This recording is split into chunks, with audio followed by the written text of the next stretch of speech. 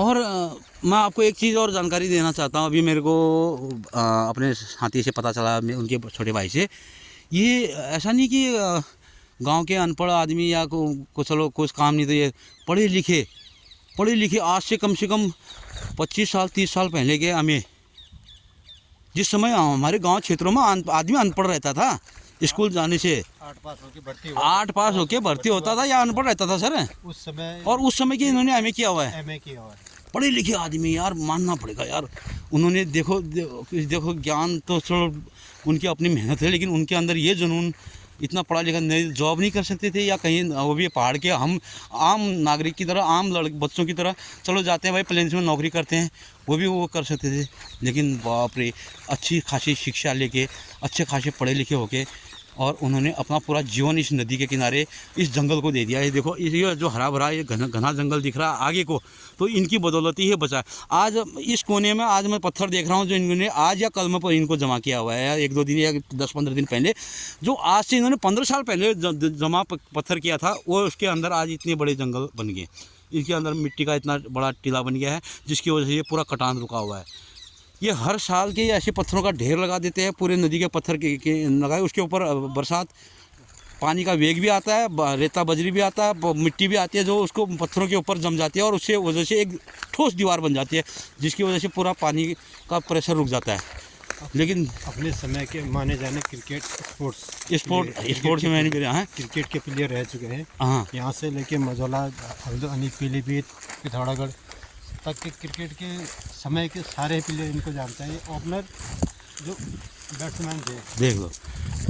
और ये मतलब इन्होंने ग्राउंड के, मतलब एक स्पोर्ट्स भावना इनके अंदर थी, ग्राउंड बचाना है, अपना जंगल बचाना है, अपना घर बचाना है, अपना गांव बचाना है। उसकी वजह से नदी को ही इन्होंने चैलेंज कर दिया हैं, और वो भी अकेले। ऐसा नहीं कि भाई गांव के आदमी आए इनकी मदद में या इतने साल तक ये लोग आ रहे हैं, ऐसा कुछ नहीं। इन्होंने अकेले पूरे उसको नेचर को टक्कर दे दी भाई, मानना पड़ेगा सर। ये तो एक अजूबा ही देखने को मिला। और ये देखो, अभी भी इन्होंने ये लेटेस्ट पत्थरों में काम किया है, पत्थर टूटे हुए हैं। अभी भी हम जब इनसे मिलने आए थे, इसी नदी के किनारे ये काम कर रहे थे। आप कभी भी आओ, किसी भी समय आओ, आपको ये नदी के किनारे अकेले मिलेंगे। हमारे प्रशासन को, हमारी सरकार को मेरा ये मतलब एक छोटा सा वीडियो या छोटा सा इनका क्लिप हमारी सरकार के कानों तक जाना चाहिए यार। जो लाखों रुपया आप खर्चा कर रहे हो, करोड़ों रुपया फूक रहे हो, उसका एक रिजल्ट बिना पैसे के, बिना कुछ के आपको ये एक अकेले आदमी ने दिया हुआ है। ये होती है मतलब किसी काम को करने की उनकी लगन।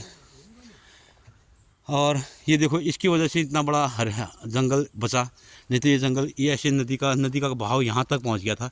लेकिन उन्होंने जब शुरू किया, अभी भी हर साल बोलते हैं कि ये कहीं ना कहीं से नदी अपना रास्ता बदलती है, तो उसकी तैयारी ये 1 साल पहले करने लग जाते हैं कि मैंने अब पत्थर कहाँ लगाने हैं और कहाँ से पत्थरों को इकट्ठा करना है, किस साइड में लगाना है, नदी का वेग किस साइड को जाएगा, तो उसकी तैयारी ये पहले से करते हैं। और अभी मैं आपको भाई साहब से मिलाता हूँ। तो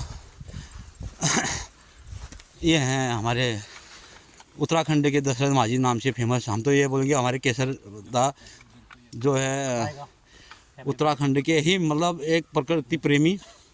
दादा, आपने एजुकेशन कहाँ तक ली थी? मतलब ग्रेजुएशन। Oh my God. और उसके बाद आपने इतनी बड़ी सेवा समाज की है, हैं? और वो किस सन में किया था ग्रेजुएशन आप?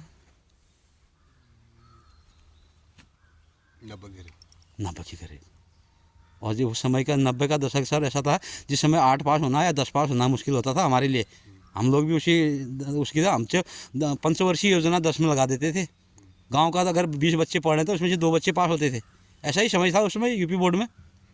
और उस समय आपने ग्रेजुएशन कर दिया। ग्रेजुएशन करने के बाद आज ये कारनामा आपने कर दिखाया है।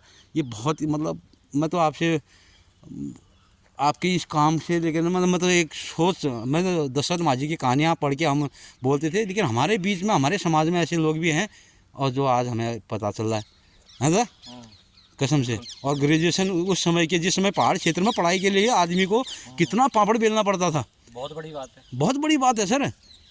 और उसके बाद सब कुछ वो करने के बाद अपना 17 साल इस प्रकृति के लिए लगा दिए इन्होंने। चलो, जय श्री राम।